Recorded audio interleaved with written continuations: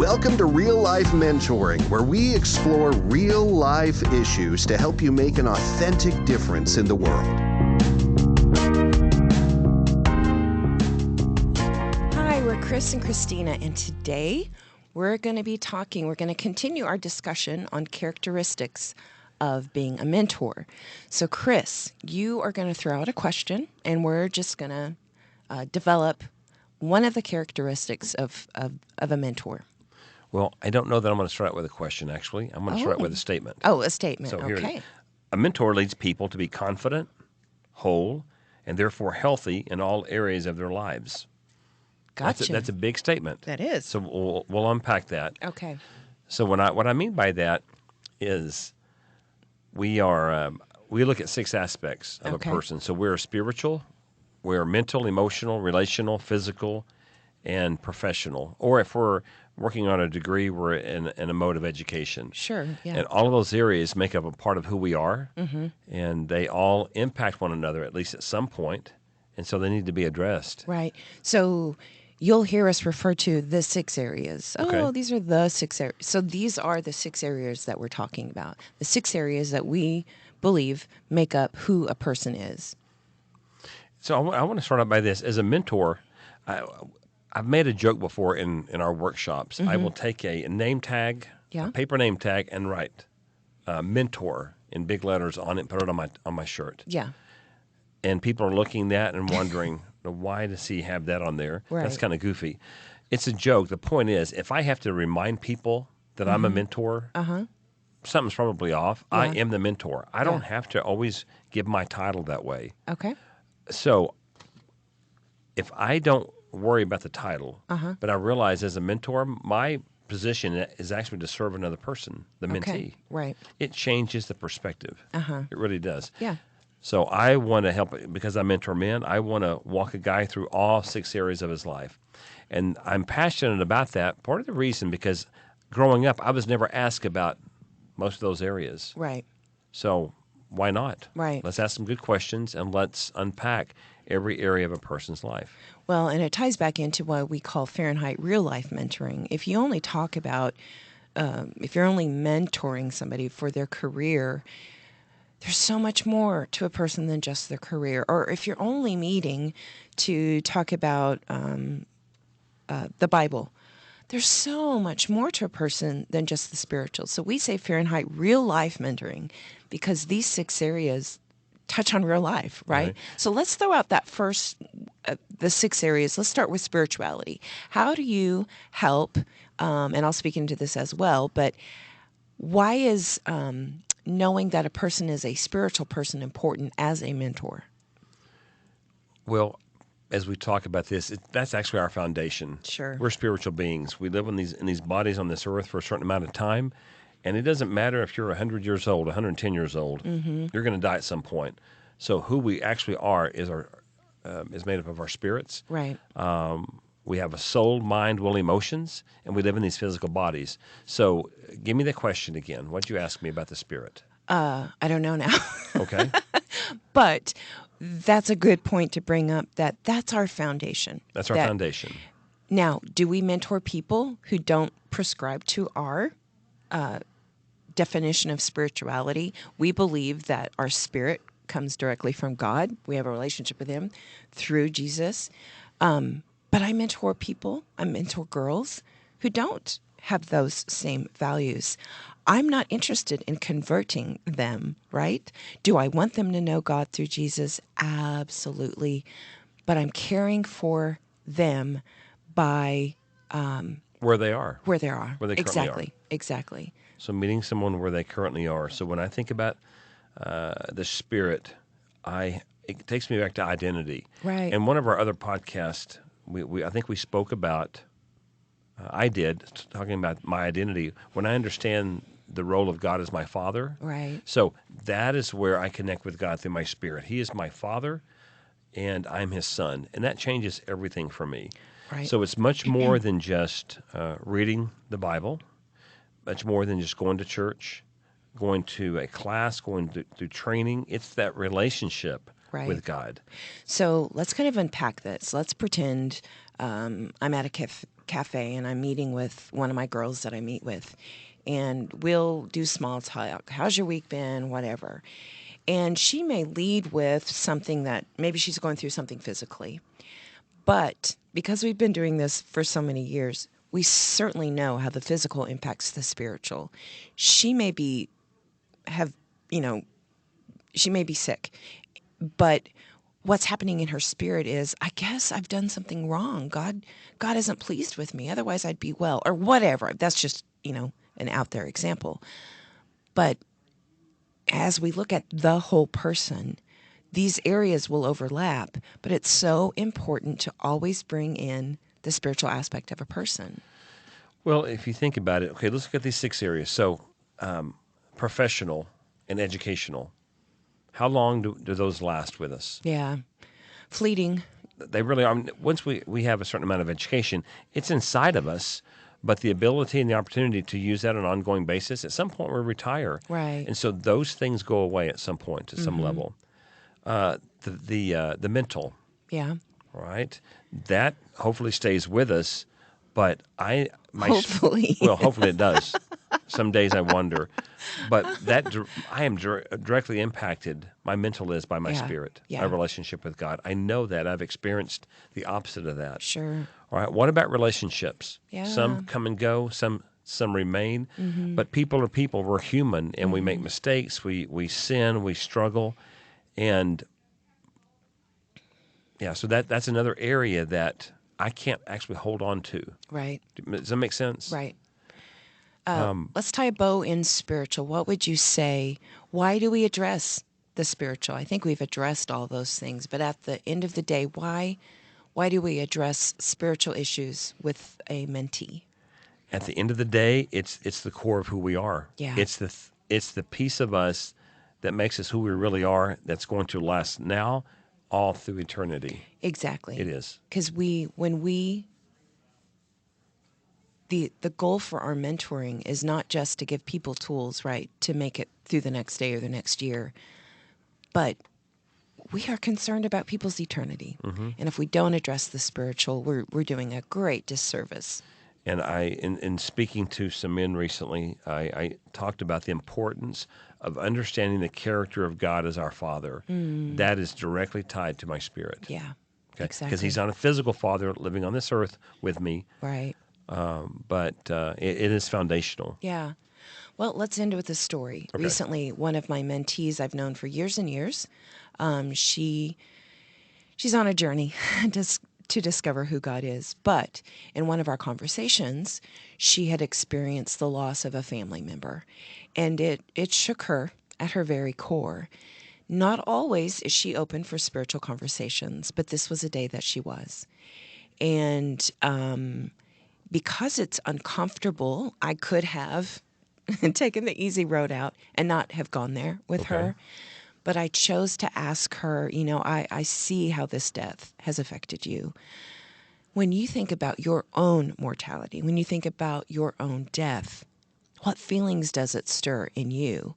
And she was completely honest. Again, there's a lot of trust built up. And she said, it scares me to death. Well, that's a great jumping off point. So after about, 13 minutes of conversation, she was done and she needed to change the topic. But as mentors, we believe that talking and getting to the core of where people are spiritually just benefits them now, but like we've said, for eternity. Yeah. It's without it, everything else falls apart, falls to the wayside. Right. It really does at the end of the day. Okay, so we say people are spiritual. We also say they're physical. Yes. So let's address that. Let's talk about how the physical impacts us as a whole person. Okay.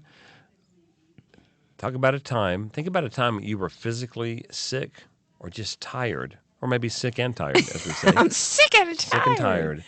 Right now. Okay, I've got it. Okay, how did it impact you mentally? Did it impact you mentally, and how did it? Of course it impacted me mentally. Okay. And how did it impact me mentally? I think when I'm sick and tired, I struggle to see the silver lining. Everything seems heavy and hard and difficult and hopeless. Okay, which is that's just me. Well, I think a lot of people, would say, I think, deal with that. So when I'm physically hurting, I'm physically sick or tired, my brain just doesn't work as well sometimes. Yeah. So we are physical beings. And as I process this with guys over the years and looking at my own life, it's been interesting. I've told guys, hey, let's talk about your physical health. Let's talk about your fitness and the nutrition that you're putting in your body. Yeah. And many guys would have said, why would a mentor talk to me about that? Are you a fitness coach? No, I'm not. Yeah. And, but your physical body is a part of who you are. It's important to take care of it. So if I'm going to mentor you and I tell you I care about the whole person, then I should care about that as well. Yeah. So there's been times that I've gone to the gym to work out, and some guys I've mentored, they've gone with me. And so what happens, so guys, I want you to understand, mentoring can be so natural at some point. Yeah. These conversations happen back and forth. Yeah. So we'd go to the gym, and we're there working out. But no one else in the gym would really know what's happening because in the conversation, we're talking about personal matters, why we're lifting weights. Yeah. But you're also having fun. We're also having right? fun. So that's just a side note. Yeah. Mentoring can be a lot of fun. You can do it at the gym while you're working out with some guys. But your physical health, your nutrition is important. Yeah. Those things will impact you. Yeah. Exactly. And then I also thought about the sexuality piece. That's a part of a physical man and woman's body. Sure. It needs to be addressed as well. And it Yeah. seems to be off limits sometimes. Yeah. But when you have that Well, confidentiality. off limits in Christian circles, wouldn't you say? Many Not times. to the world, but in Christian circles. But in healthy ways. Sure. In healthy ways. So what if you sit down with that person, hey, this is a part of who you are. Yeah. I know you want to talk about it. Let me put it on the table and let's Yeah. start talking about it. It may be awkward at first. It may feel a bit strange because chances are Nobody's talked to them. no one's ever talked with them about that in a healthy way. Sure. And so, but I can promise you over time, that topic itself will become more and more comfortable. Yeah. And you want to see a man or a woman become healthy and confident in that area of sexuality. Let a mentor talk them through some things. Yeah. So just to be clear, sexuality isn't another topic. It's part of your physical person. It is. Let's conclude with a story. I remember back when we were engaged, you and Okay. I, and there were never healthy conversations about sex in my household. I think I got the sex talk, but I was given a book they knew I liked to read. Okay. And so that was my big sex talk. Nobody sat down and talked to me. You know, it's very shame-filled and don't do it unless you're married. Yeah. Secretive. Yeah. Okay. So I was scared to death. I knew I loved you, but what's going to happen after we say I do? It scared me to death. So I had a mentor in my life at that time, and she knew the fear and trembling that sex was causing me. And The idea of it. the idea. Yeah, the idea of it. Woo, that's a whole other podcast. Anyway, so she engaged in conversation with me about that. And was I like a goofy, awkward schoolgirl in the beginning? Absolutely. But it felt so nice for somebody, another woman, to talk to me from a biblical perspective about sex. And it was a game changer for me. And is it still sometimes a little awkward for me to bring that topic up?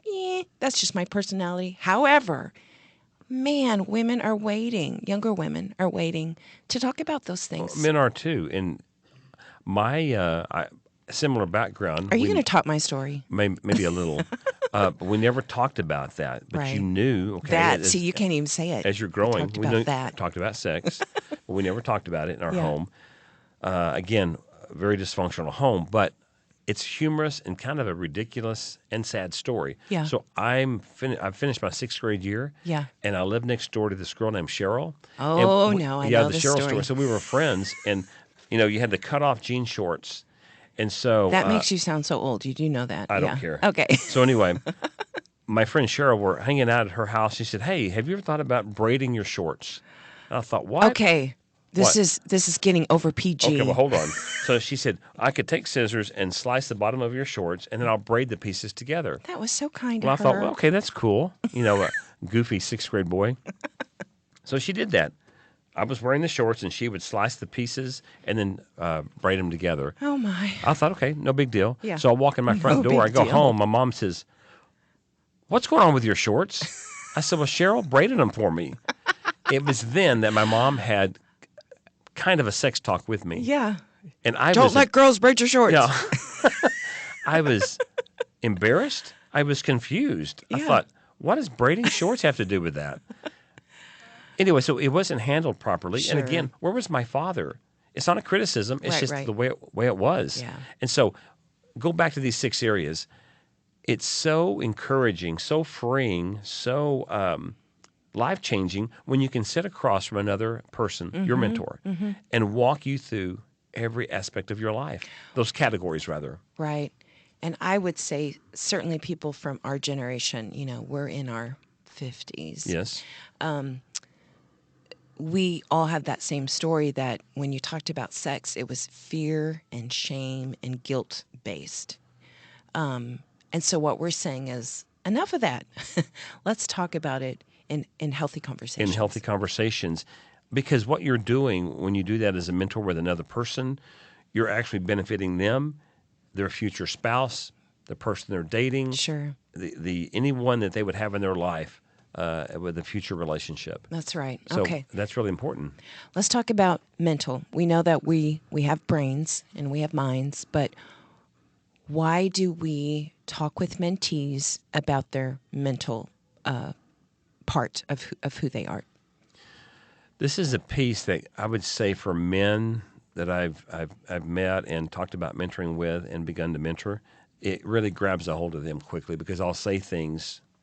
I'll ask a question. Is there a battle going on in your mind some days? Mm-hmm. And they always say yes. Yeah. And I said, have you ever talked about that? Got what's inside of your head out of your mouth to another man? Yeah. And many have not. Yeah. Because many of the thoughts are ugly. Yeah. They're disturbing. They're confusing. And we go, why would I voice that to someone else? Well, you don't just voice it to anybody. You voice it to a trusted person. Right. And same for women. I think that the biggest mental thing we have is our self-image. We may put on lipstick and look really cute to the outside world, but in our head, there are battles going on about our self-image and our self-worth and comparison. So it's important, to talk about what's in your head. Let's get it out. Let's dispel the lies that you're believing. Let's create healthy space in your head. I believe that when you allow these thoughts to remain inside of your head and they're never expressed to another person to help you process them and walk through them and be done with them, that's when they take real control. Right. And, part of our mental is that's where anxiety, depression, OCD, any of those things, I'm not ashamed to say that I've struggled with anxiety. I take medication to keep that monster at bay. But it's just so important to, just like talking openly and honestly about sex, to talk openly and honestly about is there depression? Is there anxiety? Are there other mental issues? Not that mentors can address those and fix those, but man, we need to be aware of that so we can refer to a counselor or whatever steps need to be taken. To refer if it's necessary, and that's another an area we could talk about at some point. But when a mentor will be honest and real, and say, I've dealt with anxiety. Like currently, I would say, as we've talked, I think I'm going through an aspect of depression. And I say an aspect because I don't think I've done this before. And I'm trying to understand it.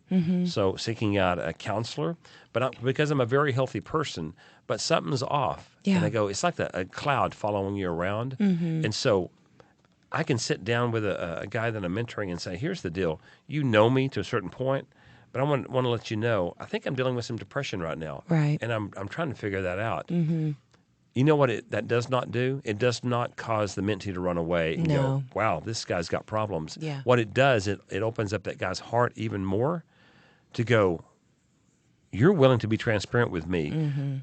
Therefore, I'm going to be open with you about my struggles. Yeah. Yeah. So we just have a short time. Any other area you want to just try to discuss? Well, I think emotionally ties right into that, right? Dealing well with our emotions. And then relational, boy, that could be a whole podcast. But if we don't address the relationships, good, the bad, the difficult ones, that's who a person is. They may be doing incredible in all the areas of their life, but if they have a broken relationship, that's going to affect all the other areas of their lives. And then, of course, educationally and professionally, if they're students or if they're on the job and there's stress, that's going to filter in and bleed over to the other areas that we just talked about. Well, there's so much to talk about in relationships. Yeah. That piece that we need to look at a future podcast just Sure. for that. Yeah. But I will say this. I had a guy ask me one day, okay, this mentoring thing, what is this? Is it that touchy-feely stuff? And so going back to the emotion, I wanted to hit this guy because I thought it's nothing about touchy-feely. Right. And we're not advocating violence. No, not at all. But I'm just I'm being honest. I go, and he said it with such with force. Like, what is this mentoring? Is that touchy-feely stuff? Uh-huh. And I kept my composure. I said, no. And I said, if you consider authentic conversations Right. where sometimes emotion is shown, Yeah. touchy-feely, then maybe it is. But it's not. Yeah. What that guy was actually saying is, I don't talk about my emotions because... And that's where he is. Yeah. I go, what's happened in his life Sure. that he holds back like that? He needs a Because mentor. He does. In reality, he wants to be able to open up and talk. Yeah. So he was just testing the waters there. Yeah. So, all right. So we'll be talking about this in future podcasts. Yeah. So just to review, one of the characteristics that we believe a good, healthy mentor needs to talk about with their mentee is to see your mentee as a whole person. So you're going to talk about them as a spiritual person, a physical person. You're going to address the mental, emotional, relational, and then education and professional areas of their life. That's real life mentoring. That's talking about real life. And don't stress if you're already a mentor or you want to be, and you go, I don't have expertise in all these areas. Right. None of us do. None of us does. This is the wonderful part about this. Right. We can choose to be a connecting piece from people we mentor. So if I don't have experience in this area of professionalism or education, I'll find somebody that does. Yeah, that's what a good mentor does. If someone does. needs a professional counselor, I'll still walk with you, but let's get you a counselor. Yeah. So being a connecting piece, an advocate, is a key there. Right. Well, we talked about a lot today, but we hope that this characteristic of mentoring really begins to resonate, and you start using that in your own area. And if you're out there going, I want a mentor, then would you allow this to be part of your discussion with your relationship with a mentor that you seek out? So, as always, man, we appreciate you tuning in. We are always, our goal is to give you tools so you can do real life mentoring. So thanks for joining us today.